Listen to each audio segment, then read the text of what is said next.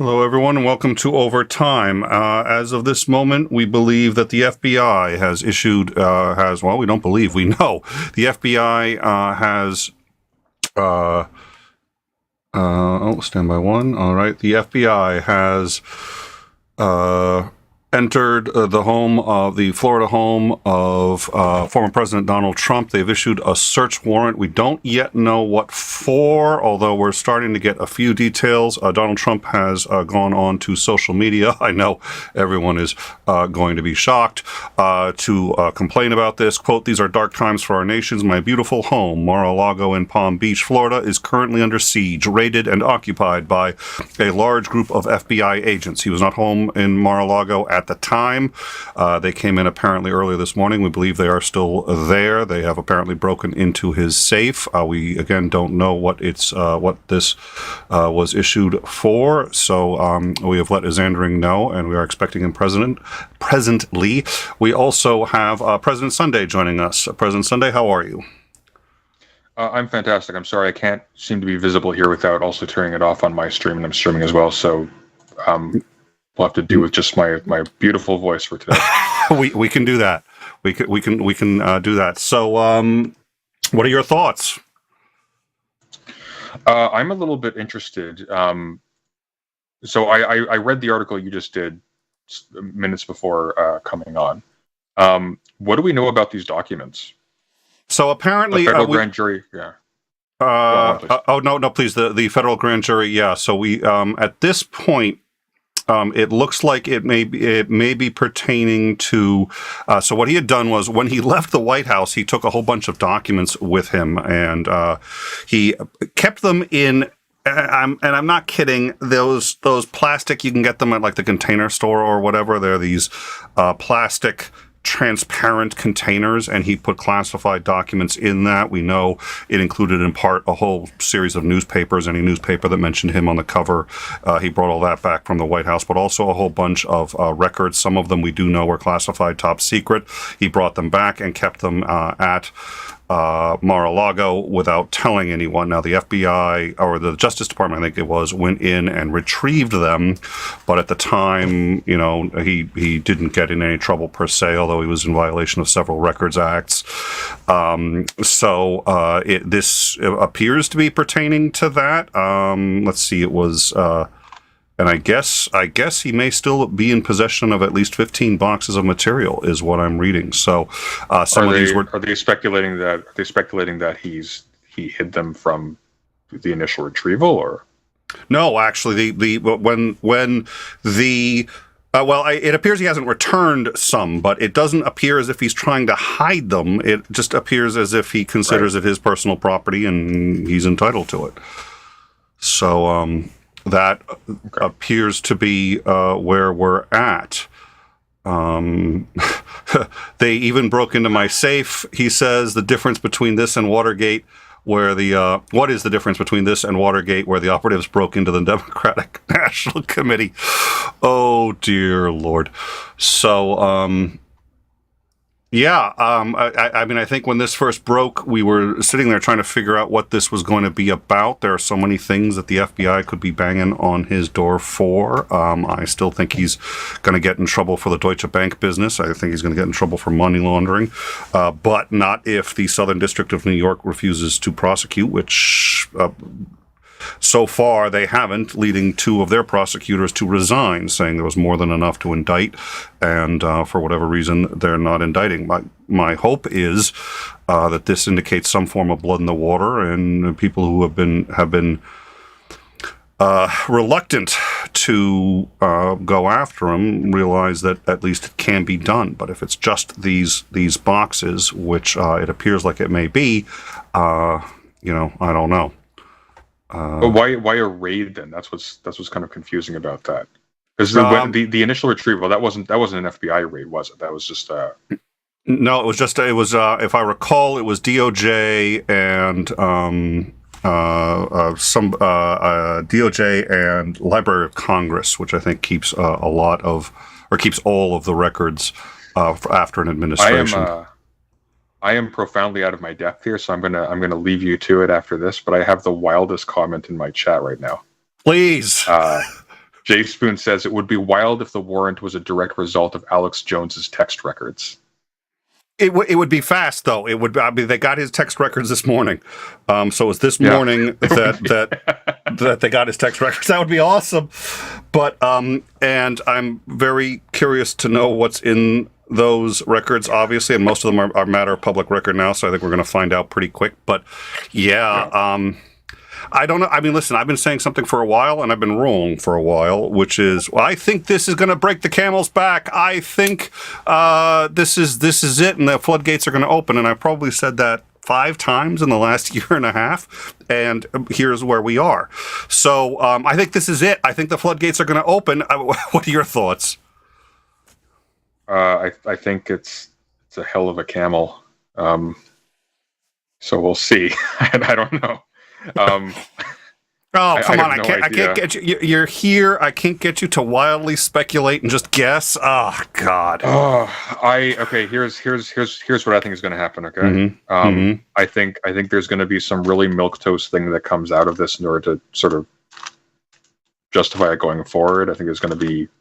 I think the most scandalous thing about this, that probably, I'm guessing, is going to be the fact of the raid by itself. Until we have the reasons for it, I can't imagine anything other than, again, like if they're going into a safe, which in itself is interesting, other than the retrieval of those documents.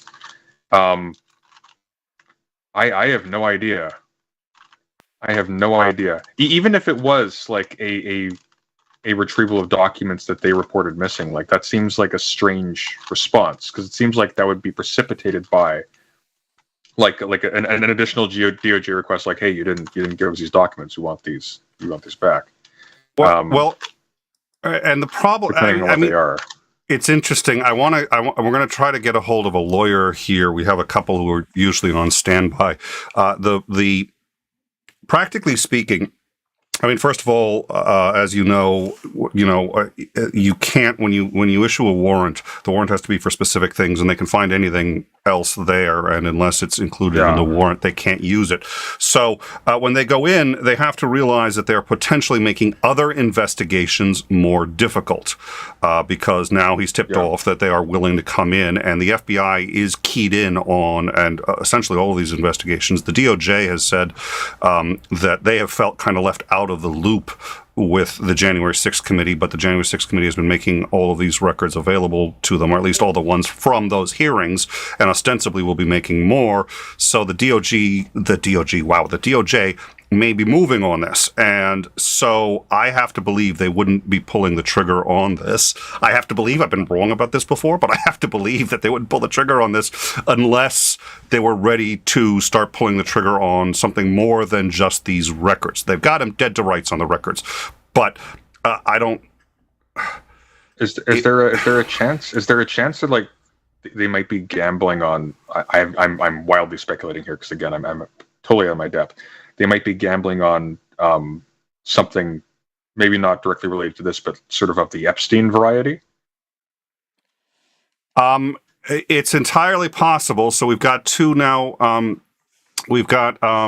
what they're saying is those boxes contain classified. Okay, so they appear to be focused on. So what we have here is that they quote appear to be focused, but it's not a confirmation that that's what they're focused on, and it may be that they're also including other things, and a confirmation that quote, this is not a raid, it's a search warrant. A search warrant isn't a raid, and I suppose that's probably fair and worth noting, but okay, so it's not a raid. That's how Trump's characterized it. It's listen, I kind of would characterize it as a raid because the FBI suddenly showed up, knocked on his door, and they're breaking into his safe. I'm not sure what I'll be honest. I don't know what the FBI calls a raid.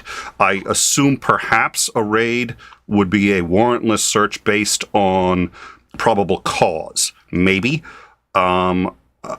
But I don't know. I'll look that up when I got a moment.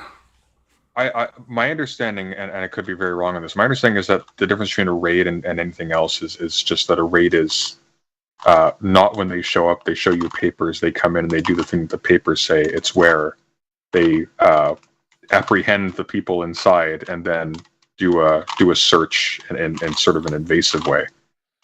And Okay, it's more like that. Well, I mean, if they're Because breaking they still need a warrant for a raid, right?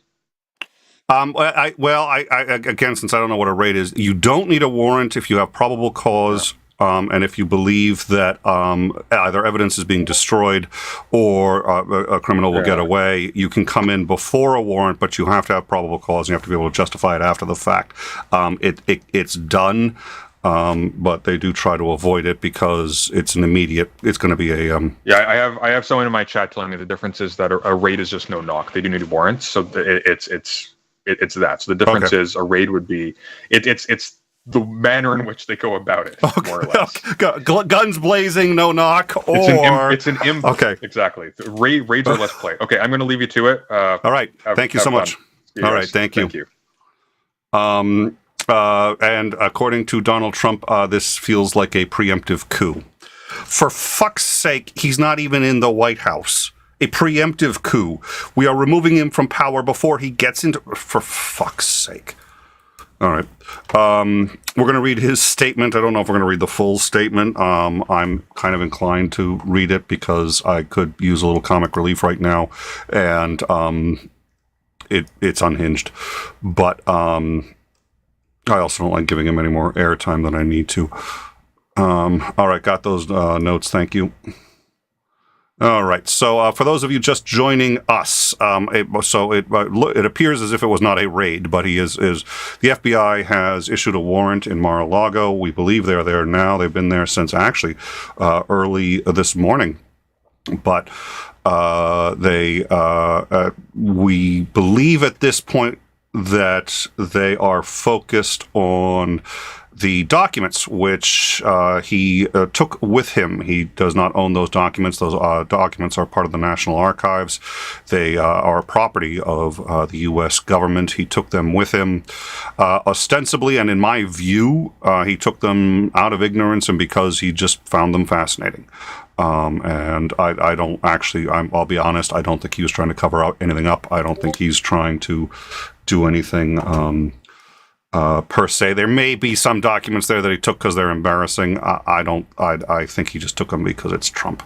And this is what he does. So, it's been half an hour, and just so you know, Fox News is losing their minds. Well, I'm sorry, but if this was a legally obtained warrant, there is a judge, and I'll bet you $50 it's going to be a judge appointed by a conservative, said that they can do it. So the FBI has issued a warrant. We believe they're there. Donald Trump has issued a statement on Truth Social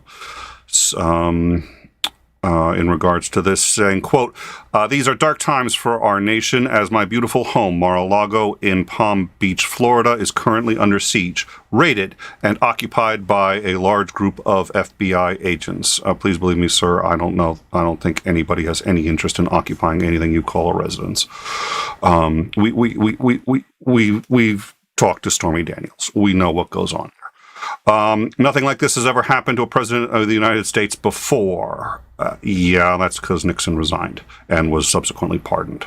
After working and cooperating with the relevant government agencies. Oh.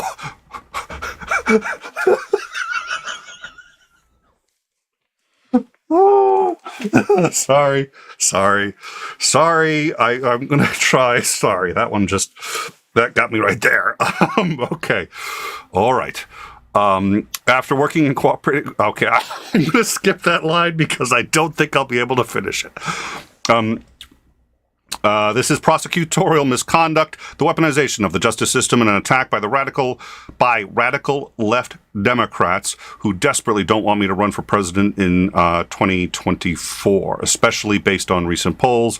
This guy, he never met a run-on sentence he doesn't like, and who will likewise do anything to stop Republicans and conservatives.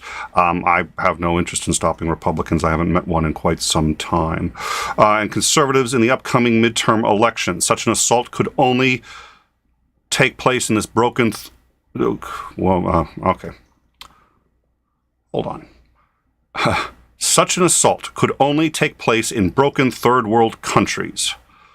Sadly, America has now become one of those countries, corrupt at a level not seen before. They even broke into my safe! Exclamation point. What is the difference between this and Watergate, where operatives broke into the Democratic National Committee? Here in reverse, Democrats broke... It's what it says. Here in reverse, Democrats broke into the home of the 45th President of the United States. Okay. The political persecution of President Donald J. Trump has been going on. Did he just refer to himself in the third person? All right. He must be a Bob Dole fan.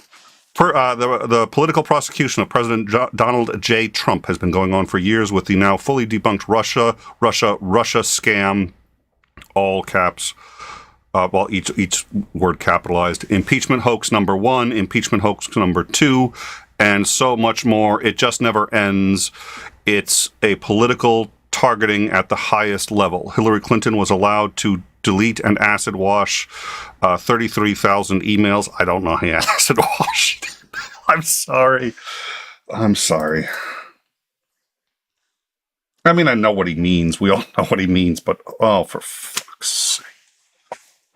By the way, none of that happened. And for the record, and we'll get into this. If we should do a show on this. I mean, Hillary Clinton did not delete a single email, and that's actually worth knowing.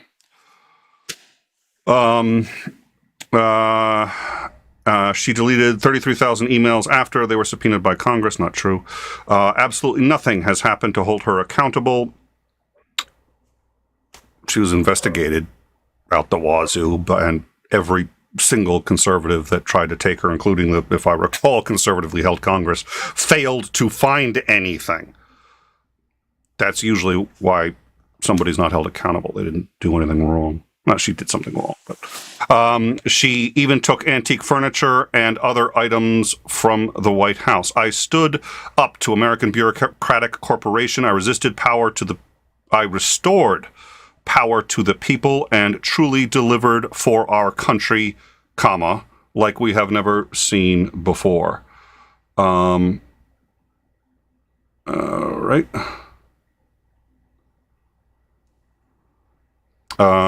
Yeah, thank you, Standby One. Let me finish reading this and then I'll get on that. And truly deliver for this country like we've never seen before. The establishment hated it. Now they watch my endorsed candidates win big victories and see my dominance in all polls. They're trying to stop me, the Republican Party, and the Republican Party once more, and the rest is cut off. I'll try to live with that. So what I'm going to do right now is...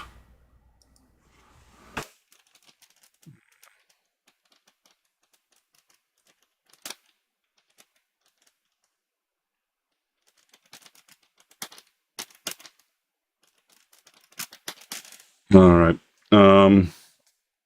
right. So just no, I don't know. Okay, so we have somebody in the green room here, but I don't recognize the name, so I'm going to need to figure out who that is before we can bring them in. So let me work on sorting that out. For those of you just joining us, a warrant was served at Donald Trump's Mar-a-Lago resort. We believe the focus is on his removal of official White House documents. We learned of that earlier. I believe it was this year, if I recall. So he had taken a whole bunch of documents out with him in the White House. He took them in these plastic transparent tubs so you could actually see what the documents were.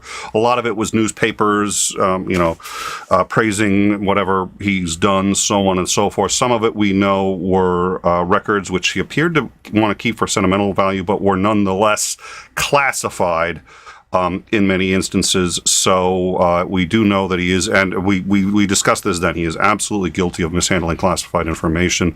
He was not permitted to take those out. He didn't even seek permission to take those out. To the best of my knowledge at the time, all of that was restored. Or I shouldn't say restored. All of those were taken from Mar-a-Lago and returned. So I'm not sure why this warrant is being issued and why they seem to be focusing on that. Now, there's a couple of things that we need to be aware of. Oh, all right. Okay, thank you. There's a couple of things that we need to be aware of.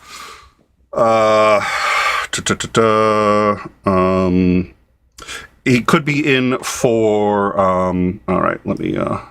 Thank you. So there is a couple of things we need to be aware of.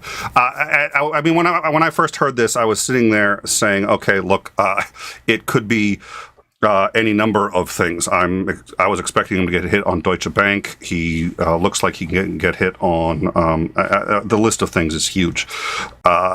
If it's the documents, it seems to me. Nope. And so we have Ethan on. Ethan, Ethan has joined us. Ethan, how are you? That would be why. Our producer is co-producing for Ethan, so you will have to forgive us. He's going to have a lot of trouble with his sound for the next hour. All right, so let's see. And so the question is, what is this about? If it's just about the documents, and if that ends up being all it's truly about. The question is, why now? If they're actively investigating him for anything else, which I would think they are, this muddies the water on those investigations, and it gets them to clamp down and take, controlling anything that could incriminate him more seriously. It makes them more inclined to destroy evidence, do anything like that. So I have a hard time believing that they are going to just do this if they're planning on anything else, unless something else is already included in this. We don't know. We don't have confirmation that anyone has seen the warrant. We have apparently two sources that have confirmed that the they seem to be focused on those documents, but my understanding was all the documents have been returned. He's still, I think, liable. I think he could still get nailed for it, but it doesn't need it doesn't need this. Ethan, are you there? Can you hear me? I can hear you. How are you? I am doing well, thank you. How are you, good sir? I am good. It's been a while. It's been. I bet you are. I'm. Here's the thing. Yeah. It's been a tough month. It's been a tough month if you're a Democrat or a leftist. The only things that you've gotten would be, the Inflation Reduction Act, the PACT Act, all of the wonderful al-Zawahiri, and to cap it off, while Trump is still in New York, the FBI broke into his stupid safe. Yes, and he is triggered. He is triggered. Oh, he's a little bit more than triggered, my friend. The best thing that's come out of the last month are all the Dark Brandon memes. And one that I made was liked or retweeted, I'm not sure, by the great Olivia Giuliana, who you probably know, who, of course, is the woman that Matt Gaetz attacked, and then she ended up raising over $2 million for reproductive rights off of Matt Gaetz being Matt Gaetz. And so I thought that was going to be the highlight of my day, was that Olivia Giuliana liked a meme I made, and I saw other people using it. It just made me feel good. I didn't put my brand on it or anything because I'm not a dick. And then we get this statement. Have you read the statement? Did you read the statement for the audience? I have. I read the statement for the audience. I will confess.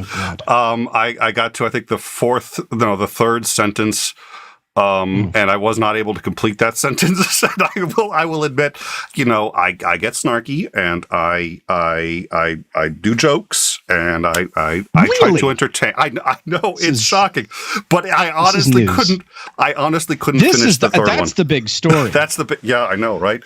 It was the line about how he's cooperated with every government agency that's been investigating, and I could not finish the line, and so after I was like, okay, I will straighten up, I will do this correctly, and we'll at least get through the thing. And I was like, you know what, I can't. So I skipped the line and read everything else. So here's my favorite part. Yes.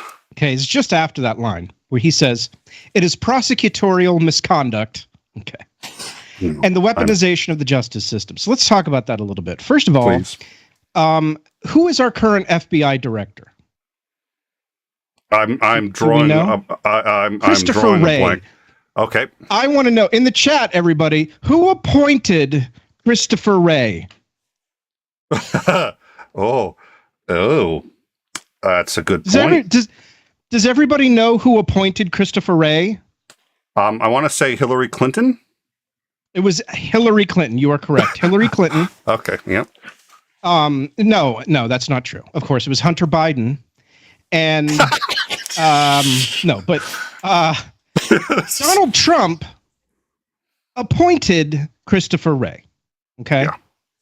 So you're going to tell me, all right, hold on. Let's also talk about something. Let's talk about something else, because I retweeted this just a few minutes ago at ProLibShow, by the way. Follow me on Twitter because it's fantastic.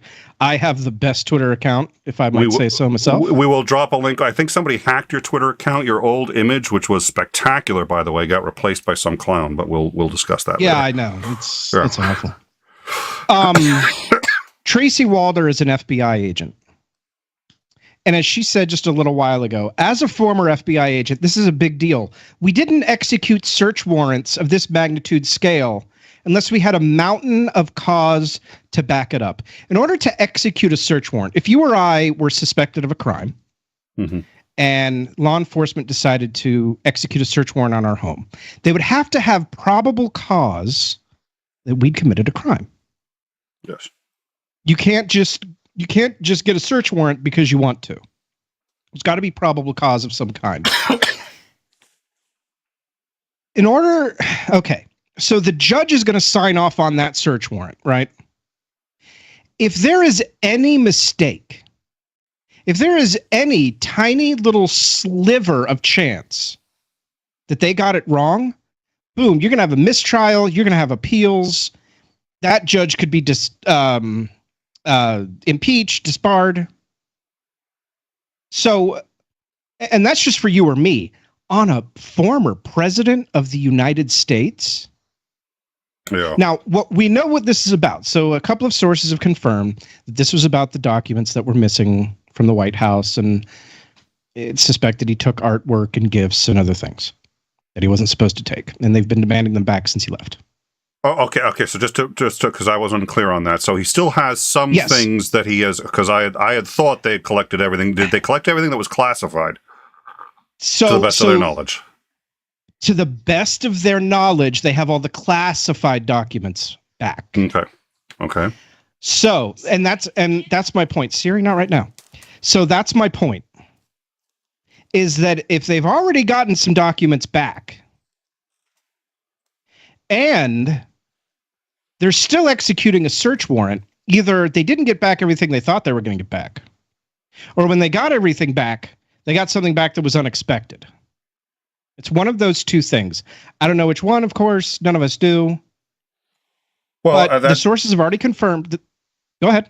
No, that brings up an excellent point, because and to reiterate, my memory on this is a little hazy, so I'm glad, because I know yours is going to be a lot better on this. But he had taken a whole bunch of documents out. He had carried them in these plastic containers that were transparent, so we could all see the classified documents, which was really considerate of him. A lot of it was, and what the news made fun of course, was that he had papers. He had the newspapers that had any paper that had ever had him on the cover. But he also had a whole bunch of classified documents, and to the best of my knowledge, basically everything that he had taken was restored, but was returned. It was supposed to be, but this wasn't by the FBI. This was, I think, I think it was the Library of Congress was involved, but I forget what was the main agency that was doing this. But it was the president. It was stuff under the Presidential Records Act that he's not supposed to keep, because when you're a public official, an elected official, your communications, some of the things that you write down, that sort of thing, that's all public record, and it has to be kept forever. Yes, because it's not yours, because you're serving in an official capacity. You're I forget what they call it, record of the state or something. That's not the right term, but it's something like that. And so everything that you write down and everything that you communicate is public record, and it's public record forever, because you're paid by the taxpayers. It's your job to be a be a public figure. So that's what he took, and it was suspected that maybe some of the stuff that he took indicated there could have been some criminality. Well, so now at this point, this means that the only way that the FBI would be doing this was if they had reason to believe that there was still classified, because if he had just paintings, if he had things that he really shouldn't have had, that is tantamount to theft, but, it's sort of, okay, he was the president of the United States. It's like leaving a hotel room and taking the towels with you, or at least that's what he thought it was, And I want to tell you a secret. Yes. Every president's taken stuff. And yes. Every single person that's ever been president has taken shit, and none of them have ever been raided by the FBI. So that's not what this is about. Well, that one I got exactly. So that was my sort of, and if anybody was going to come, it was, and I had it. I had said it earlier which department it is. But it would be working with the Library of Congress, because they're the ones who hold all of the. So So the anything that is part of the record from the White House belongs to the people of the United States. So it's all kept. Right. So he doesn't own it. He's not even allowed to keep, even the memos that he took on just on paper, whether you agree or not, they're not his. He's not allowed to keep that, with the exception of anything that's privileged by executive privilege or anything like that. So he doesn't get that. I get that he walked out with a whole bunch of stuff, but when it turns out that a lot of it's classified, that's the problem. So I think you made a great point. There must be something else. There's no way that they're going to do this and risk embarrassment unless they've got something, and they can't get a judge to sign off on it unless they've got something. So either when they got that stuff back, he brought something that indicated they received something. What you're saying is they either received something that indicated they're going to need to look further, or they're pretty sure he's got something that he hasn't gotten back. They can't get it any other way other than just going through and breaking into his safe, which also means that they didn't bother asking him the combo. If this was a friendly thing, and believe it or not, this can be done in a friendly way. I mean, they can sit there and say, "Look, sure, they wouldn't have broken in. They'd have said, they'd have called him and said, what's the combo? We're here. We don't like it, but this is our job. We got to go through your thing. What's the combo?" Instead of asking him for the combo, they just broke into it. So this strikes me as being reasonably hostile. No, it sounds like I shouldn't have to say that, but there are easier ways to issue a warrant. So, what are your thoughts now? Bearing in mind, none of us are legal experts. We're trying. So, bearing in mind, with any luck, we can get a lawyer on. We have not gotten one yet. I would like to point out. Please. I did have lo mein for lunch, and lo mein, it kind of energizes me. It kind of gets me more in tune with the universe. So, while not a quote unquote legal expert, I am basically a legal expert. You are, well, and I stayed at a Holiday Inn Express last night. So between the two of us, yeah. Oh wow, are things that bad? With I'm sorry. We're not supposed to talk about that on the air. Whoa! Oh God! I'm sorry. Welcome back. Welcome back. When she said sleep on the couch, she meant the one down the street. Jesus! Wow. God. Well, it's. Has it really been a year? Right. So, anyway, by the way, guys, welcome to my last appearance on In Time. Listen.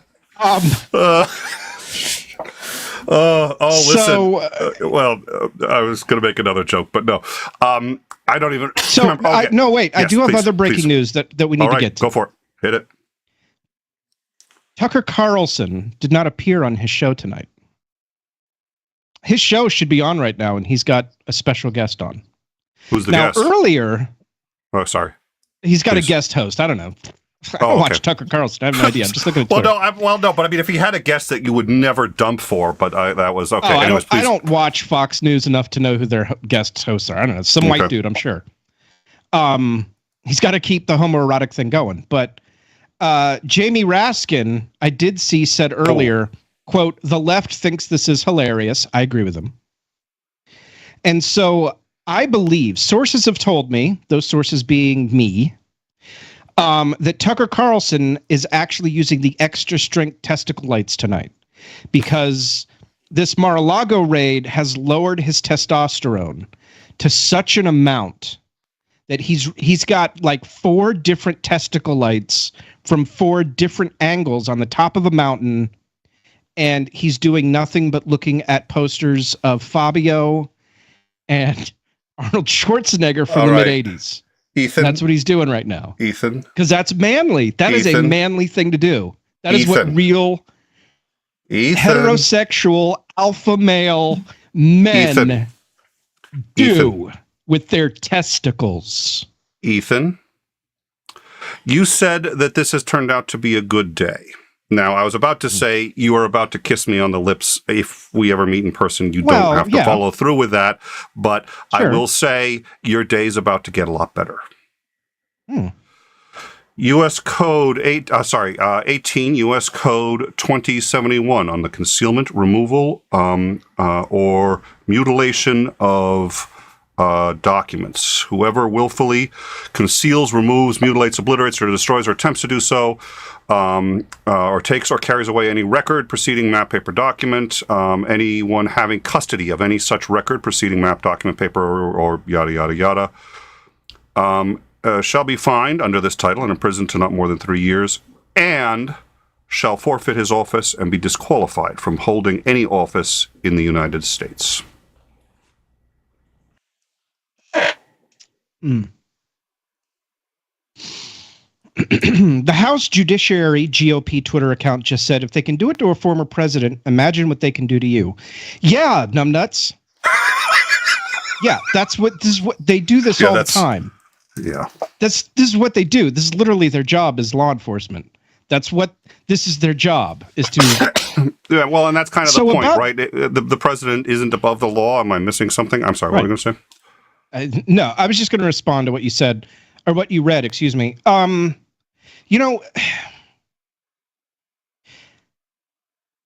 So what you have to keep in mind about the documents that he took is, when I say we, I mean the American people, and not me personally, okay? But we know what was in the documents that he took. We know what they were.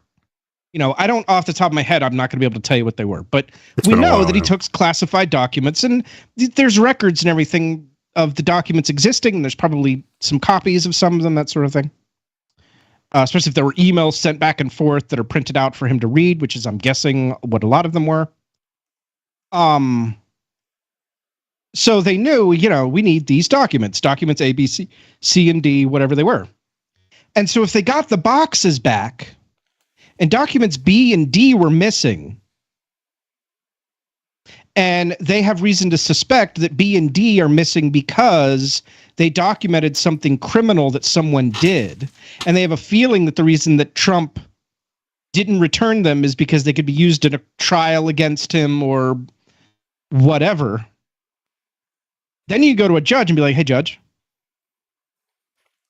Yeah, but here's all this stuff. These things take a while. I'm aware they take a while, but this is what, 6 months after that? This is more than this. Has got to be more than 6 months after that. And I was watching MSNBC. Yes, I watch MSNBC and drink soy milk.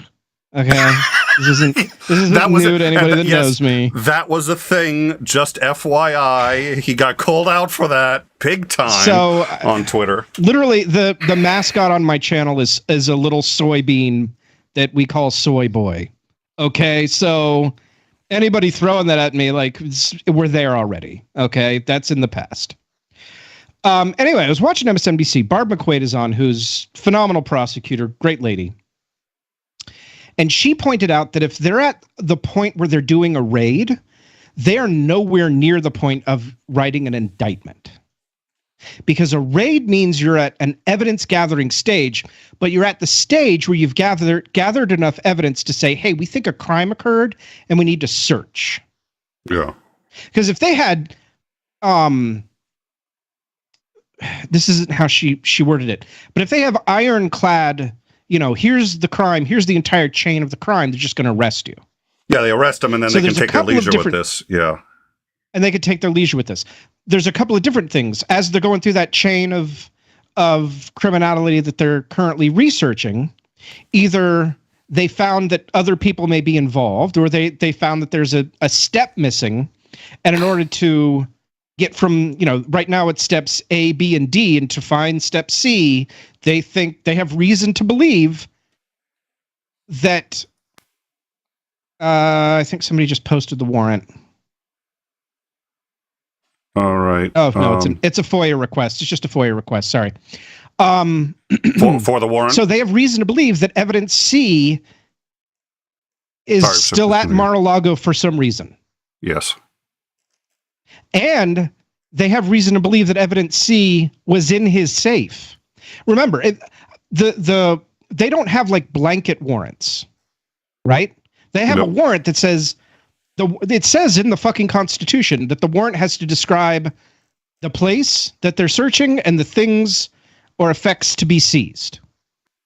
Right? Like they don't just come into your home and take everything. They say we're coming into your home and we're collecting all, electronic devices or all printed documents, in your bedroom, in your safe, you know what I mean? Like, and it'll be a list on the warrant. It has to be specific. It has to be specific. It has to be precise. Warrants have to be specific. Yeah. Right. They can't be generalized. It's not just, hey, hi, we're the FBI and we don't like you and we're here to raid your home. Yeah. We're going to say, we're here and we're taking your computer or your cell phone or your, the documents that you have in your safe. And it wouldn't just say, we're going to break into your safe and see what's there. It would be say, we're going to break into your safe because we believe that you have documents in this safe that are relevant to our investigation. And if they find something relevant if they find heroin in there, they can't do anything with it. So they have to know what they're going for. Yeah. Right. So the reason that whenever they do these searches, there's always more than one officer is because they're starting what's known as a chain of custody. So one officer will say, I'm collecting this evidence at this place and you're witnessing that this evidence was at this place. So if they found heroin, they would have more than one officer. Hey, I found this thing. The other officer would come in and say, hey, you found some heroin while we were doing this other investigation. They'd start a chain of custody. They'd let the supervisor know. The supervisor would then go to the judge and say, hey, judge, we found this other stuff. Like that's how they can go in a drug raid and find guns. And now you also have gun charges. But those gun charges will come days or weeks later. They won't come. They don't just suddenly, we found guns and you're out charged with a gun crime. Even then, though, if they came in on that raid, I think it gets thrown out. But probably. But I'm saying that's why they do it that way, so they can start a chain of custody for different things. Is my point. Now, but the point that I really want to hammer home here is that this wasn't a mistake. This isn't someone out to get Trump. This isn't about a corrupt Department of Justice or a corrupt FBI. This is because he did something and they're trying to figure out what it was that he did.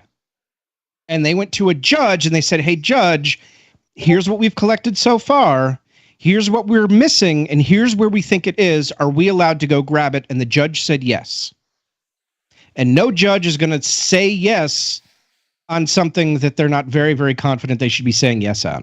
Because there's a lot of people, when that warrant is public, they're going to be looking that warrant over and making sure that every single I is dotted and every T is freaking crossed. Like Kitty AB said to me. I hope Kitty's out there. Hi, Kitty. Yeah, I think I saw Kitty. I think I saw Kitty AB earlier, I think, above. But nonetheless, all right. So just to quickly recap, with me right now is Ethan Pro Lib. We have dropped a link to his channel, but we will drop it again in a few minutes. And I'll try to make sure that gets into the Thursday description. night at 7:30, we're talking about authoritarianism and fascism. And he's going to be discussing... Thursday night, 7:30, we're going to talk about authoritarianism and fascism. And their similarities and their differences. Perfect. And I look forward to learning what those are. So definitely go check that out. We had, so what we know right now is that a warrant was issued was served this morning on Trump's Mar-a-Lago address. He was not there. They apparently broke into his safe. They have... he has issued a statement. He is slightly upset, and but is as cogent as ever in his reply to this. We believe at this point that the focus is the documents that he took with him from the White House in violations of the Records Keeping Act. I forget what it was, but which we thought had been, or at least all the confidential ones, returned. Ethan has pointed out, and I think it's very worth noting. If they believed they had all been returned, they would not be doing this. They're not doing doing this just to get back silverware or an antique whatever or the painting, whatever else he took. You don't send the FBI to get that back. You get wait that until back. they die, because then it goes to the presidential library, and then you just recollect it. They did that. I want to say it was Reagan. I might be totally remembering this wrong. It might have not have been Reagan. I think it was Nancy Reagan. She'd taken some stuff of Eleanor Roosevelt's, and when she died, they collected it from a residence. Like, they don't, they're not going to go. They don't go to your house. Yeah. You're going to die, and they're going to get back, And then the other two things worth mentioning, and this has been, so anyone who wants to keep up with this and what we do, you can join us on the Discord. That link is in the description, and I believe has already been dropped, and we'll be dropping that again in a minute. Come join us. We cover all of this and everything else that's going on in the news. There have been two other things that we hadn't yet brought up, but I think are worth noting. We've been asked a lot about this, and so just while we're here to give our opinions on it, first and foremost, which is worth noting, we've talked a lot about the fake electors, which is another extraordinarily serious thing. The Michigan AG has been taking that seriously from day one. She said she did not want to prosecute it for a couple of reasons. One of them being that she would have to prosecute a political opponent. She wanted the federal government to do it, and it also crossed state lines. It happened in multiple states, and it was coordinated. So it's actually, technically, she can prosecute the Michigan end of it, but really it should be the federal government. Nonetheless, I believe it was yesterday, she called for a special prosecutor, the former head of the GOP and her current opponent, political opponent for election, has been implicated, and she has said to maintain partiality, she's asked for a special prosecutor to be involved. The other thing I want to mention is Taiwan. A lot of people have been very concerned about Taiwan. We've been keeping an eye on it. We have reached out to Commander McMillan, who, Ethan, I don't think you've met, but we have been very blessed to have him on. He staged the Iraq War for the Fifth Fleet out of CENTCOM. He has a very long history in the U.S. military. He has briefed presidents more than once, and he has forgotten more about military history than I will ever know. We've had him on as a regular guest, and he has been an extraordinarily vital consultant whenever we're talking about the military, and he has replied to us his views on Taiwan, which I'm sure we will discuss more when we can next have him on. But his thinking is that really, as surprising as it is, much of this is show. They don't want to try to take Taiwan. In fact, Taiwan's number one exporter is not. They don't export number one to the U.S. We're number two. Number one is to China, and China needs those goods, and China doesn't want to would have to obliterate the country and decimate it to try to get it back. So really, they do this when they want to remind other countries that they can get the U.S. to kowtow, and it's all political and yada, yada, yada. So we'll have more on that on our Discord, but we've had some people who've been very concerned about it. We're following it. We'll see but that's his view, and I thought that would be worth noting. For those of you just joining us, the FBI has executed a search warrant earlier today. We believe they are still in Mar-a-Lago. Trump has said a lot of things. No, they about left. This. They did just leave a little while ago. Okay. Yes. Okay. So they have left. Do we know if they took anything with them? Yes.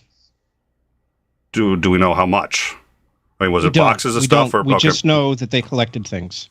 All right. There were boxes. They walked out with boxes. They walked out with boxes.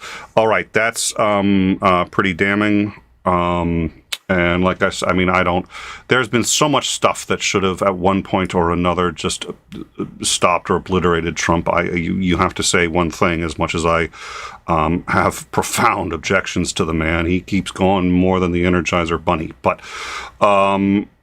we did quote, and I think this is worth note. I have to believe that this is going to be made an issue of, but who knows? 18 U.S. Code 2071 pertaining to these what I believe it contains to these documents is disqualified from holding any office in the United States. So that strikes me, if there's any So here's the problem. I would assume you're much better. Speaking of people who've forgotten more, you've forgotten more about politics than I'll ever know. But I would assume, despite the fact, okay, so I suspect that the Steele dossier, which was leaked publicly by Democrats, but how did the Democrats get it? How did the Democrats get the Steele dossier? It was actually Oppo research from the Republican Party.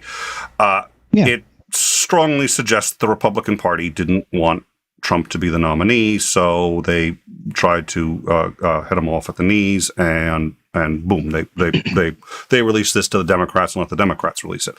I don't think they've ever been a huge fan of him, but he provides results, and they're a results-oriented party. So, but they have to be aware that if there's a possibility he's barred from office, they have to keep him from being the nominee, even if it doesn't get to the point yet where there's an answer on this. What do the Republicans do at this point? In regards to this, if there's a possibility he's going to be barred from holding office? The happiest man in the United States tonight is Ron DeSantis. Thank you. I'm so glad you're here. You really, really know how to comfort a guy.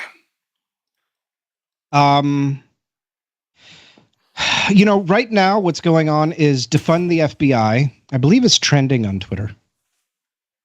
Okay. Check. The FBI is trending. Lock him up is trending. Hunter Biden, of course, is trending. Weird. I know. No, that was your joke too. Yours was funnier than mine. No, literally it's 10th trending in the United States. I have Hunter no doubt. Biden. But we said who was who appointed the head of the FBI, and I had said Hillary Clinton. Hunter Biden was that's where the joke was. That was the better joke, right. And that's yeah. No, you're fine. What do the Republicans do? Yeah. I would say 80% of the Republican leadership has wanted to cut bait with Trump since 2015. They tried really, really hard. The 2016 nominee for president was supposed to be Marco Rubio. They wanted Marco Rubio up against Hillary Clinton. Marco Rubio is a Hispanic. He's from a southern state. But his parents are immigrants. I mean, what a great story that would be for the Republicans, right? We're expanding the tent. We're expanding. Yep. Look, we can put a Marco Rubio on our ticket. We had a female vice president nominee before the Democrats did, and now we have a Hispanic nominee before the Democrats did. That was supposed to be the story of 2016. No one expected Mr. Gold Elevator. Okay, he was a joke. He was an absolute joke. If you go back and you look, Kellyanne Conway, the day before Trump won the primary and took the nomination, Kellyanne Conway was on Fox News ripping him a new one. Wow. Lindsey Graham said, if we nominate Donald Trump, we're going to get destroyed and we'll deserve it. These aren't Democrats that said this stuff. This was Lindsey Graham who said that. Yeah. Mitch McConnell at a donor meeting or something, he didn't call him a moron, but he called him something like stupid or moron or something just a couple of weeks before he won the primary and got the nomination. Nobody in the Republican establishment expected to have Donald Trump as the nominee. But what he did is he mobilized the affluent donors at the top, and he mobilized the poorest people. There were people sending their Social Security checks to Donald freaking Trump, or to the Republicans, because of Donald Trump, in ways that no one else had been able to do before. And there's one thing you cannot, you have to give credit to Donald Trump. He can raise some freaking money. Jesus, and yeah. When Marco Rubio and Ted Cruz and all these other guys realized that when they said that they supported Trump, they started getting donations too. So but I'm going to all of them, please. Yeah, I'm almost done. All of them have realized since the beginning that Trump is bad for the Republican Party, because what Trump does is he makes the party smaller. because it's really hard to get like blue dog Democrats and independents and libertarians who aren't racists to come into the Republican Party. Because all Trump does is he gives bigots room to say, well, if Trump can be bigoted, I can be bigoted. And that mobilizes people because they've been able to be intolerant and be bigoted in a way that they would have been vilified for before Trump. And so anybody that's not like that, they either don't have anywhere to go or they end up in the Democratic Party. So the Republicans have wanted to push him away for a long time. The problem is that he has fundamentally changed the Republican Party. Somebody like Ron DeSantis could not have been the nominee in 2016. Yeah. He could not have been the nominee of he probably couldn't even be governor in Florida. I mean, I know Florida pretty well. I lived there a long time. This is Charlie Crist used to be the governor, and you look at Charlie Crist and you look at Ron DeSantis, and they're extremely different people. And those two, administrations are not that far apart. So Trump has changed the political temperature of the nation. There's more people that are even interested in politics than were before Trump. I'll give the man credit where the credit's due. He's gotten the country mobilized in politics like probably hasn't been since like 1860-ish, somewhere around in there. It was supposed to be a joke. No one laughed. Anyway, sorry, I was okay. Getting one more thing in. So I was listening to you. I was listening to you about Titan as much as I always do. So, once again, welcome to my final appearance. Yeah. Well, I was just looking for an excuse. The couch joke did it. Anyways, that was a great joke. So my point is, they've wanted to cut bait from him for a long time. The problem is that the Republican Party is the party that it is today because of Donald Trump, and stays the party that it is today because of Donald Trump. The alt-right Nazi fascists, all the way over to your social conservatives, all love Donald Trump. Is there anyone else in the Republican Party they can love as much as him? That's the problem that you have. Is DeSantis that guy? Now, DeSantis thinks he is. DeSantis thinks that he is the next Trump. I guarantee you it's not Marjorie Taylor Greene and it's not Lauren Boebert, right? They're too far to the right. There's no blue dog Democrat that's going to look at Marjorie Taylor Greene and be like, yep, that's my vote. That's got my vote. So they know it's got to be somebody a little bit more moderate. Trump held up LGBTQ flags on stage. Now, he held them up upside down, and he would like hold them up for a second and then throw them down and stuff, but he held them. Marjorie Taylor Greene's not going to hold one. Lauren Boebert's not going to hold one. Ron DeSantis probably isn't going to hold one. So the Republicans know that they've got a smaller spread now. Okay, especially with the reproductive rights thing. I mean, Kansas bitch slapped the GOP like nothing has since the 1964 Civil Rights Act. That's the last time the GOP got bitch slapped like that. Yeah. And yes, I know the party switched and blah, blah, blah, blah. Don't come at me. You know what the fuck I'm saying. So, yeah.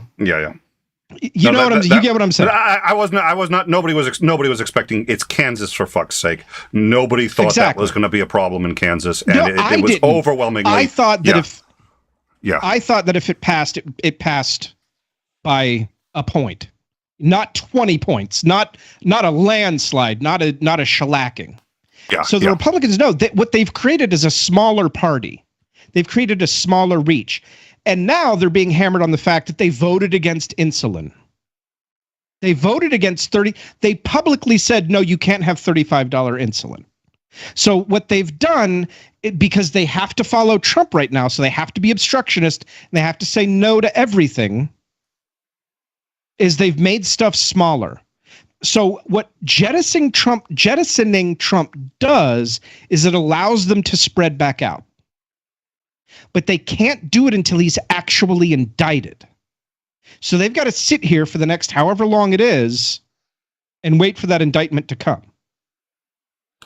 They're only out. What I would do is, if I was Mitch McConnell, I would impeach Trump again. He's not holding office. Now, that doesn't matter. There is precedent. We have impeached federal judges after they've left their post. So there's precedent to impeach elected officials after they've left their post. It's happened before. It's happened, I believe, 3 times in history. Okay, my understanding is that the whole purpose of impeachment is solely to drop the protection against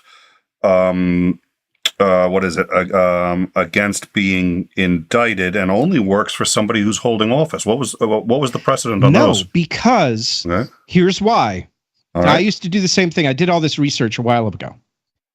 Because one of the things that you can punish somebody with who has been impeached is the inability to run for election again.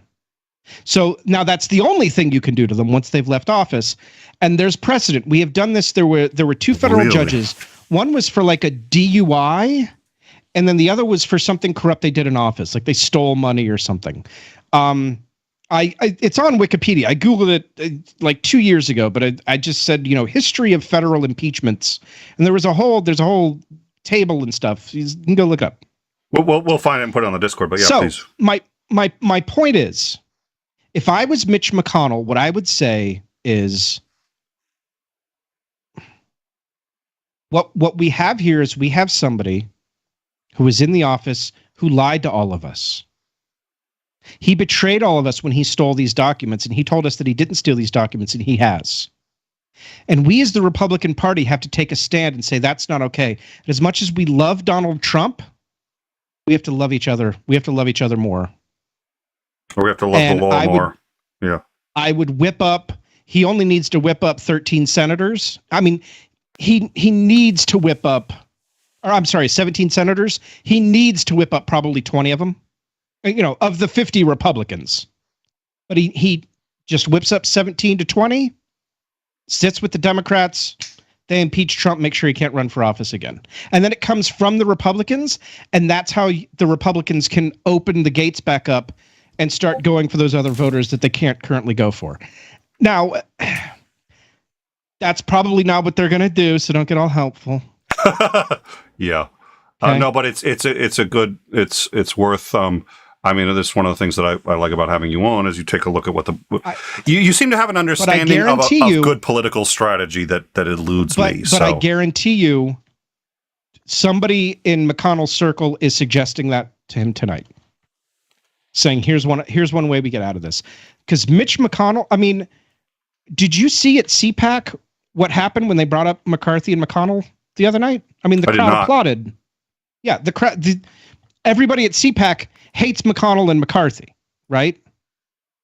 So you've got all these Trumpists actively fighting at CPAC against McConnell and McCarthy.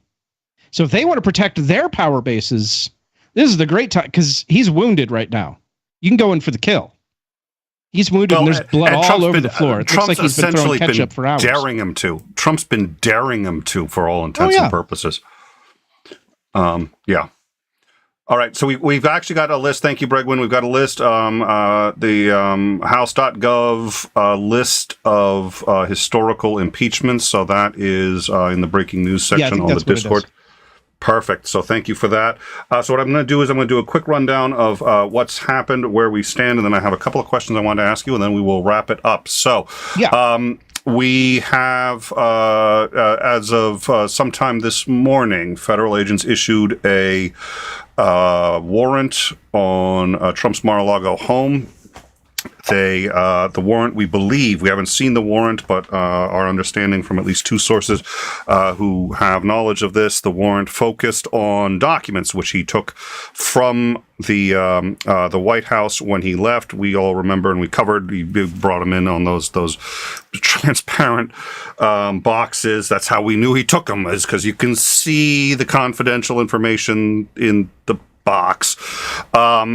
He presumably surrendered all of them to I think it was one of the congressional offices, whose job it is to maintain all of the records from a presidential administration.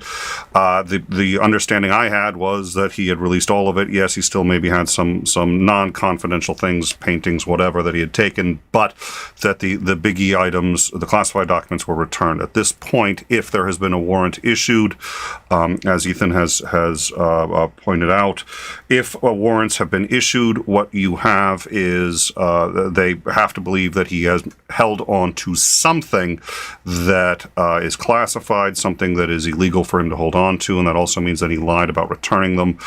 They have apparently left with boxes of material. Yes, or that whatever he didn't return was evidence of a crime. Yes. So at any rate, obviously the FBI serving a warrant on the home of a former president of the United States is extraordinarily big, and given how much publicity there is around the January 6th Commission and everything else going on, they're not going to do that unless they are dead sure they've got something. Because if they go in there and they walk away empty-handed, it feeds the narrative that the Justice Department is being weaponized. So whichever judge signed off on this knows that her career is over. Or I don't know why I assumed it was but I think because the last one was, at any rate, they know that their career is over if this isn't a justifiable warrant. So we're gonna figure out. We're going to find out over the next couple of days what it is. We have a Discord. Come join us on that Discord, and you can. We've dropped links in case you want to check out Ethan's channel. Ethan will probably we'll see. I don't know. Stop in on the Discord and say hi. But it's possible. It's possible. Stranger things have happened. Yeah, and he'll be using his old image, which looked so much better. But at any rate, so I had a couple of questions for you. One, and this is not pertaining to anything that we've broken here today, but I am curious because you had said this, and usually these are the kinds of things I've noticed you tend to have an eye for. Why does Trump appeal so much, do you think, to the wealthy we get, to so many people we get? But you had mentioned that people were sending him their welfare checks. Why? Right. Why? How does he speak to them? Why? What is it that they hear when they see him? All right. I'll tell you a little story. You ready for story time, kiddos? Absolutely. You ready for story time? Are you cuddled up with your plushie? You have some popcorn? Oh, I've been munching on popcorn since the show started. Yeah. In a former life, I worked at a nonprofit. I worked at a charity. I've worked at several charities throughout my adult life, but worked at a nonprofit, a very liberal nonprofit. Our job, we had a contract with DHS,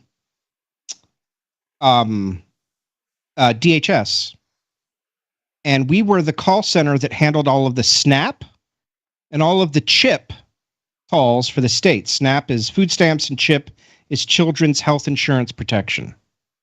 Okay? You don't do that kind of work and have a real passion for it if you're a big conservative, usually, right? It's a very liberal thing to do to help with those things. I was in quality control at the time. This is before I went to I started with quality control at this call center, and then I did IT afterwards. And I had a supervisor when I went into IT. I had she was the chief information officer, CIO.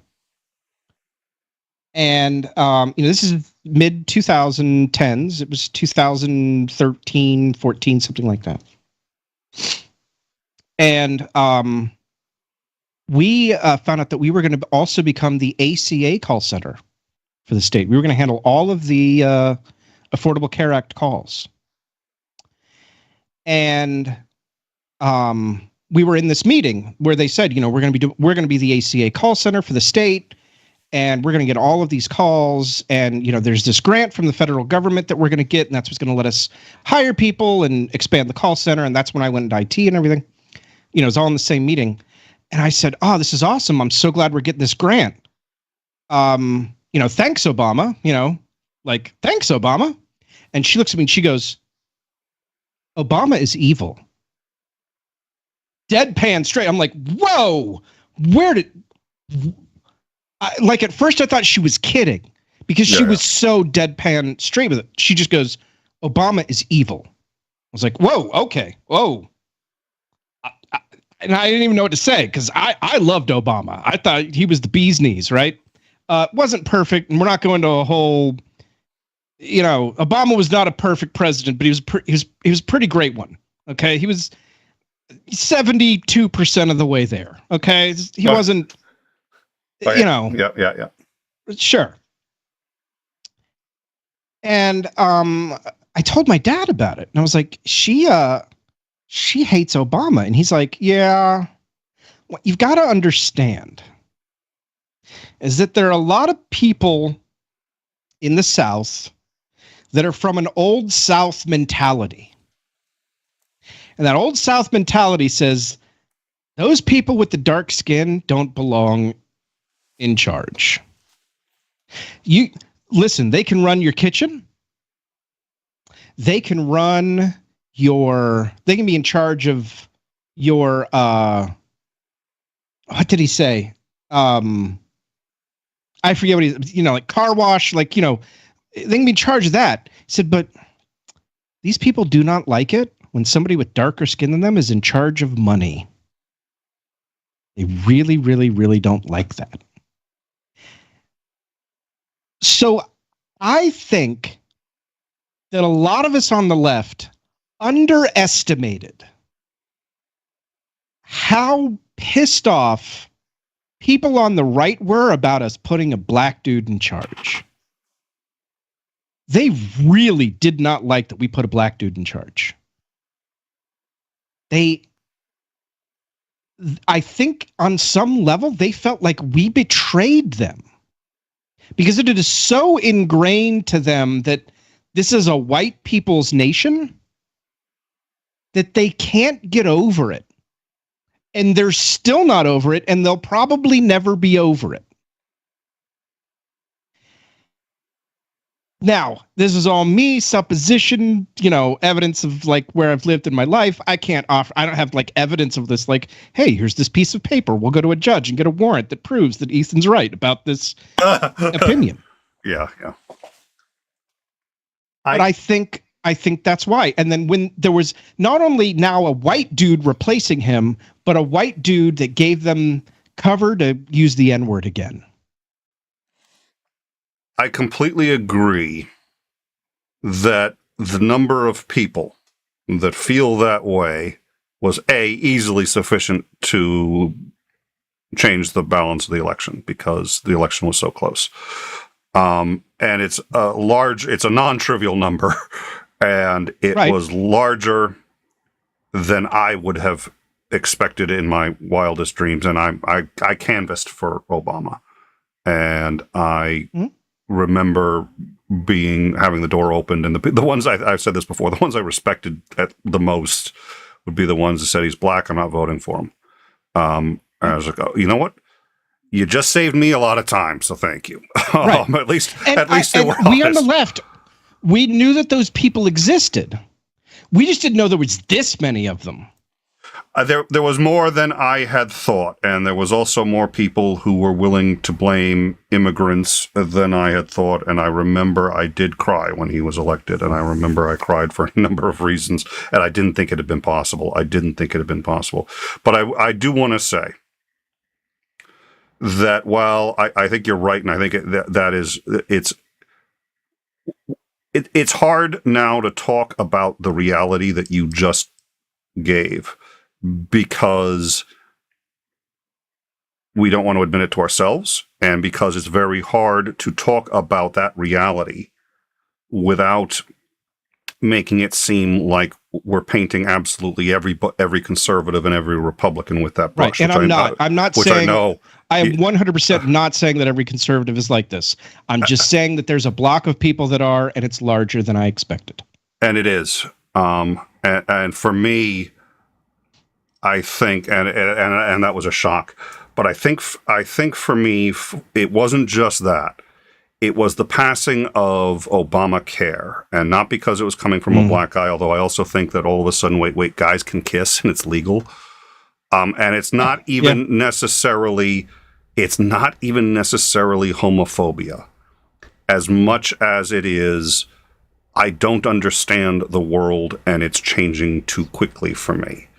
And Trump was the first, and then, Boehner sitting there going, hell no, you can't, hell no, you can't, hell no, you can't. And I was laughing my ass off at the time because I was like, we just did, asshole. What the fuck do you think just happened?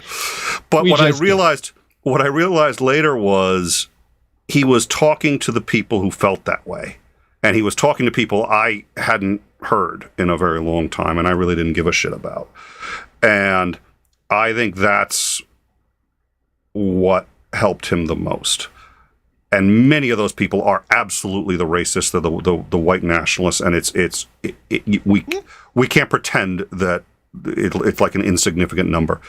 But in my view, it ended up being so much more of all of these people who felt that they had been completely ignored and had all liberal values shoved down their throats for the last however many years they're complaining about, and nobody gave a shit. 1960, since Rosa Parks was like, no, I'm going to sit here. Yeah. And at a minimum, I can at least understand the sentiment. I can't even begin to say I could condone, but I get it. All right. Well, thank you for that. And then I guess the one other question I wanted to, I think there was two. I only remember one. And unless I can remember the other one, unless it was like huge, I'll probably drop that one. Okay. Two, I'll roll them into one. Answer as you like, and then we're going to need to bail. Does the indictment, not the indictment, Jesus Christ, I'm tired, so forgive me as I completely butcher legal jargon. Does the award, the recent award levied against Alex Jones, does that play any factor in your view in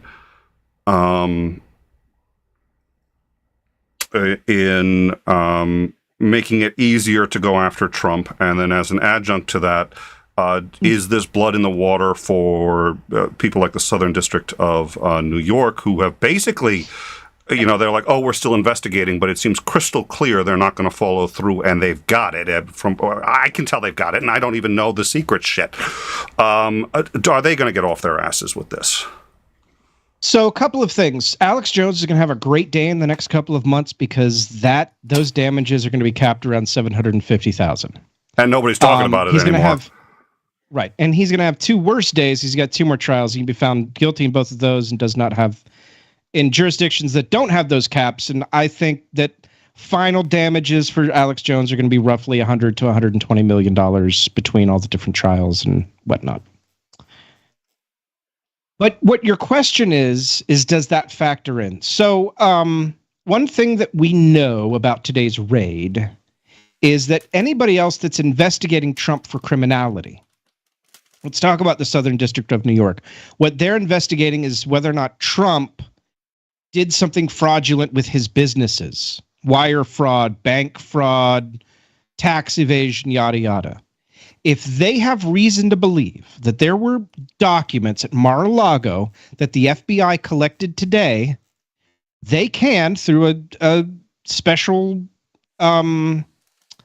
motion in the courts, request that somebody at the FBI look through those documents and provide any documents to them that are applicable to what they're investigating, right?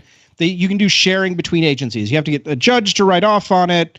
There's a special, they call it like supervisor or something. There's a special term for it, who would be somebody at the FBI where they would go to them and they would say, they would show them some of their evidence from their investigation and say, do you have anything that maybe pertains to this? And then that person would go to the FBI's evidence and look through it and then say, oh, I found these documents. And then they would go to the FBI and say, can I share these with these people that are investigating? Like, there's a whole process for it, and it's really complicated and convoluted. And I probably skipped about 10 of the steps, but that's the basic framework of it. I guarantee you that those conversations are happening tonight in the Southern District of New York. There are people sitting at a table like you and I right now that are talking about this, right?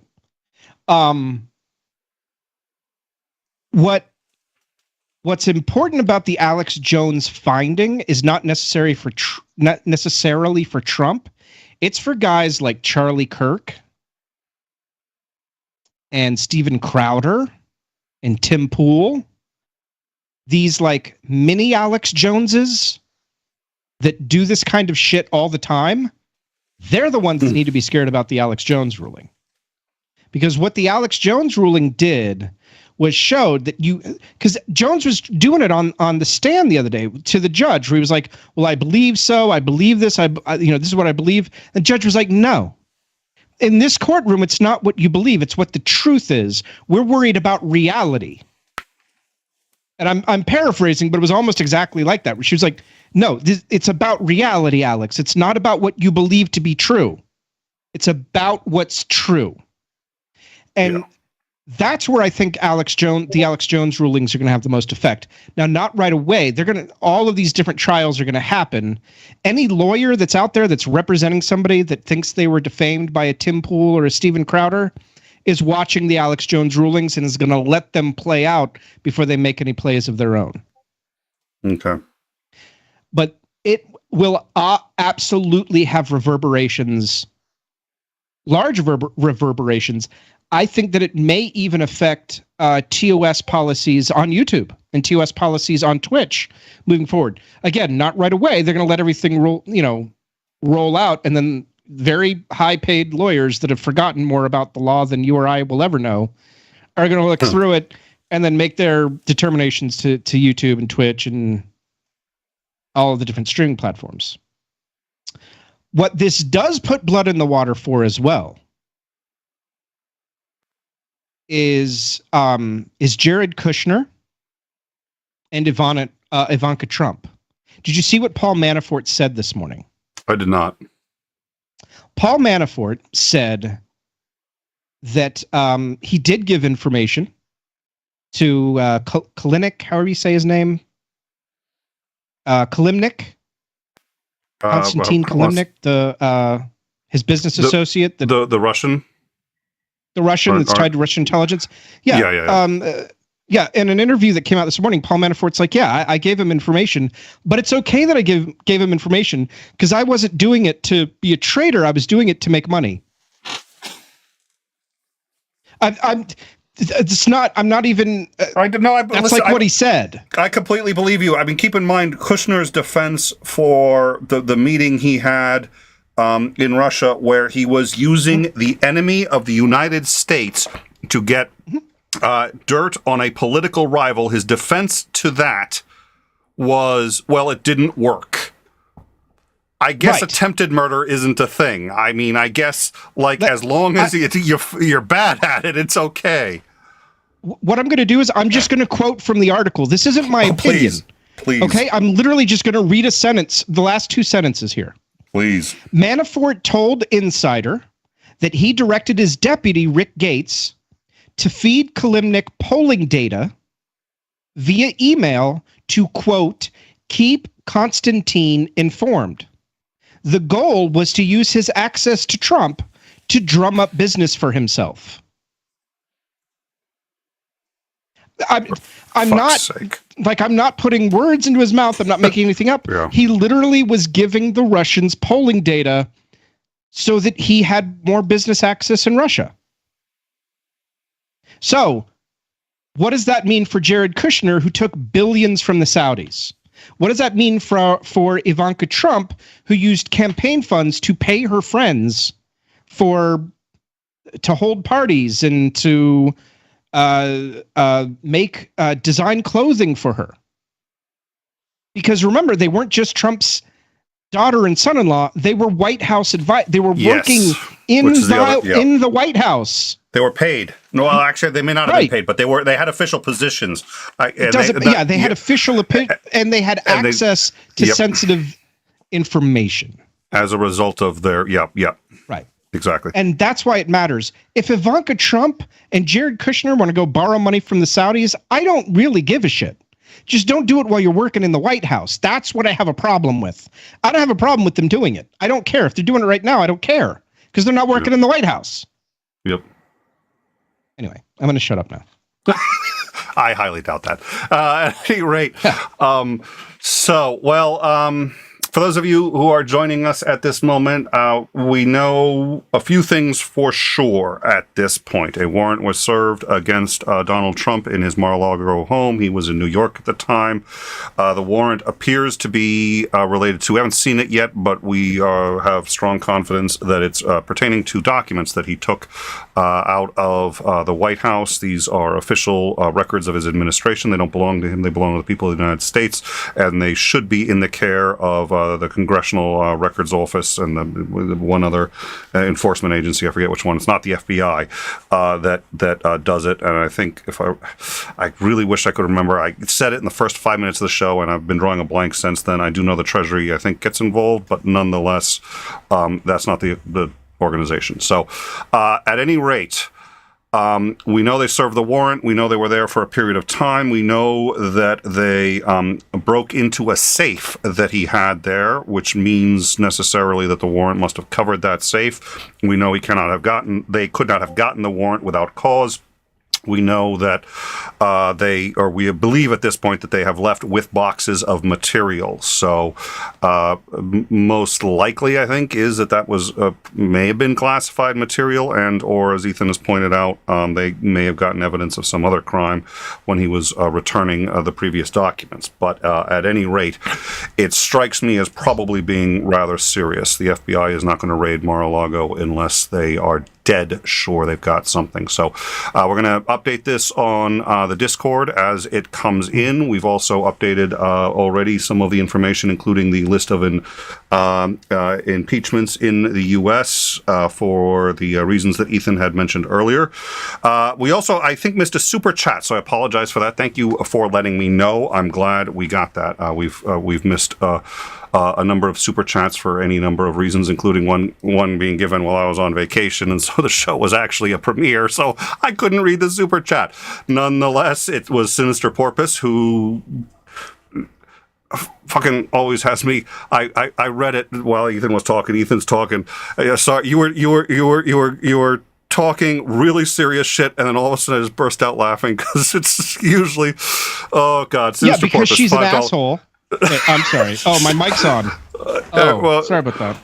She has the snark meter. She's got this. She is literally that one. Like, ooh, a sarcasm detector. How useful. Oof. So anyway, $5 super chat to Sinister Porpoise. Thank you so much for your continued support and your patience, because we've actually missed, I think, 3 of your super chats total between my vacation and everything else. Quote: the difference between I love you, this. Porpoise. I just hate your taste in movies. Go on. What?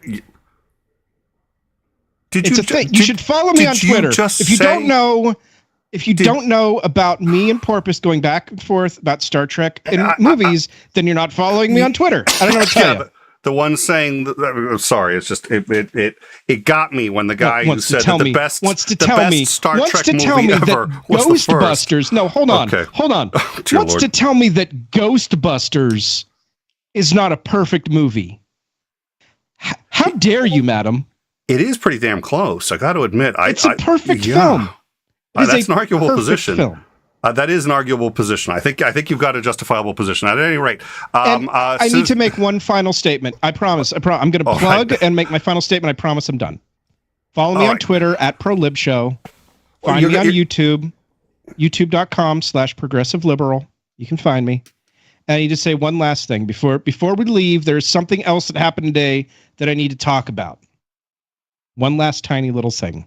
And that is, fuck you, Greg McMichael, and fuck you, Travis McMichael, and enjoy spending the rest of your natural lives in state prison, you racist, murdering motherfuckers. That's it.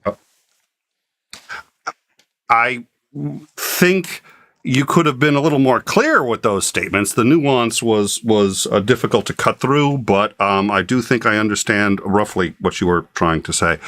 Sinister Porpoise, $5. The difference between this and Watergate is that Watergate, the Republican Party was embarrassed that Nixon was a crook. Yeah, and I think Ethan pointed out that obviously probably the upper echelons of the Republican Party is embarrassed and mortified, but they're not doing anything about it. So thank you very much, Porpoise. They need the money. So. Yeah, thank you very much, Porpoise, for... Ghostbusters is not a perfect film. How dare you? I'm going to get through this. We're going to go. Who are these people? Why aren't your mods banning them? What is going on? Titan, what are you, asleep? You're Titan, aware that we share like 50% of the same mods, but oh right. Shit. Yeah. I'm so fucked. Yeah. Yes. I wasn't going to say anything, but it's just like, have fun on your next show, Ethan. Have fun on Thursday. I remember things like this. All right. Thank you all for joining us. We will have, you're going to have a little competition on Thursday, I'm afraid. Commander Lance McMillan will be back for a second episode. I was mad about it. I'm still mad about it. All right. Guys, take it outside. All I'm saying is take it outside. Commander Lance McMillan will be on Thursday for another off time. We also, on Friday, will have Greg on with President Sunday and Mowdy to discuss the new law, the new science bill. That's not the science, sorry, Jesus. The global warming bill, what that covers, what that doesn't. And we have a few more shows. We'll discuss it on the Discord. Come join us on the Discord. Figure out what we do.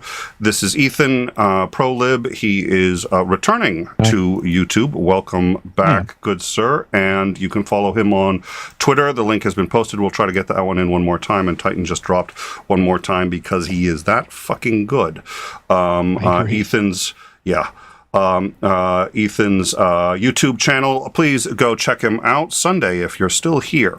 I know that Titan had been hoping to maybe get you to meet Ethan. I think that's a wise idea. So I hope, sir, that you will have a chat with Ethan. I think the two of you would get along well. Until we see you guys again, Ethan, thank you very much for joining us. Thank you, Sunday, for joining us earlier. Having me.